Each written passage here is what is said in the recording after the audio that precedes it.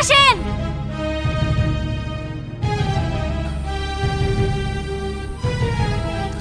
ও মা, কি কও? কি কই মানে? আপনি ওইখানে কাপড় কেন খাসতেছেন? আপনার ওইখানে কাপড় খাসতে কে কইছে? না বৌমা, আমার কেউ কয় নাই। ও বুঝতে পারছি, সত্যি কথা আপনি কইবেন না। কিভাবে সত্যি কথা বের করতে হয় সেটাও আমার জানা আছে। কোকিলা মা, বাবা, ভাইয়া কোথায় তোমরা? তাড়াতাড়ি এখানে আসো। ভাবি ডাকছেন? আরে মা, কি হইছে? কোকিলা, তুই কি আমার শ্বশুরে কইছস ওই জামা কাপড় ধোয়ার জন্য? আল্লাহ ভাবি, এডি কি করেন আপনি? আমি এই 5 বছর ধরে আপনাকে বাড়িতে কাজ করি। আমি কিসের জন্য চাচা জানলে কাজের কথা কমু? আমি কই নাই ভাবি। বুঝতে পারছি। মা, তাহলে তুমি কইছ আমার শ্বশুরে জামা কাপড় ধোয়ার কথা? সিসি, ও মা, এটা কি করছ তুই? আমি আইছি তোর বাড়ি বেড়াইতে। বিআই সাহেব অসুস্থ মানুষ, দেখতে আইছি। এত ঠিক মতো বিছনা তো নিয়ে উঠতে পারে না। হ্যাঁ, আমি কাপড় খাসতে কমু? না না, আমি কই নাই তো। তুমিও কও নাই? তাহলে হোসাইন ভাই তুমি কইছো? আরে বোন, তুই এসব কি কইতাছস? মানে তুই আমার চিনস না? তোর ভাইটা কেমন?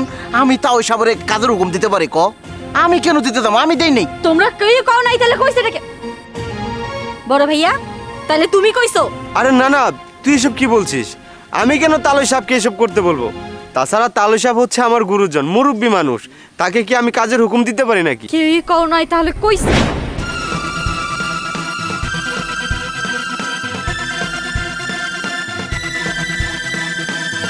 তোমার আমি জিজ্ঞেস করবো না যে তুমি কইছো কিনা, কেন কইছো সেটা কও।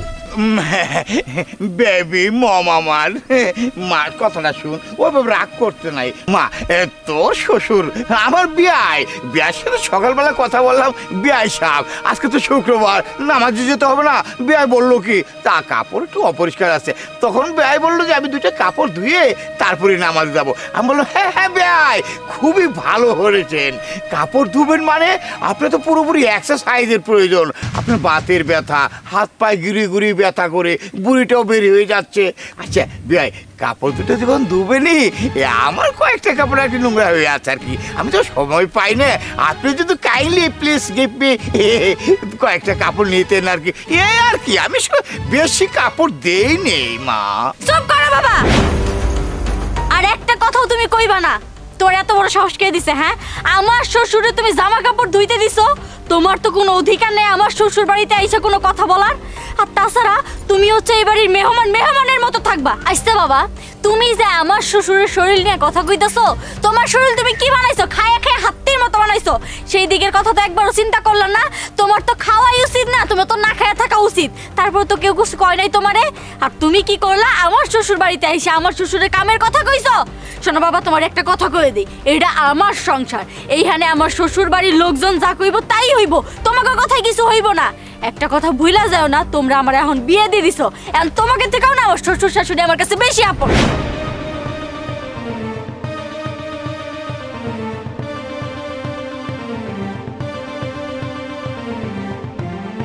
বাবা, তোমার একটা কথা আমি পরিষ্কার করে বলে দিতেছি, আমি তোমার মেয়ে, তুমি আমারে বিয়ে দিছো, তোমার ভালোবাসার মেয়ে আমি, ঠিক আছে?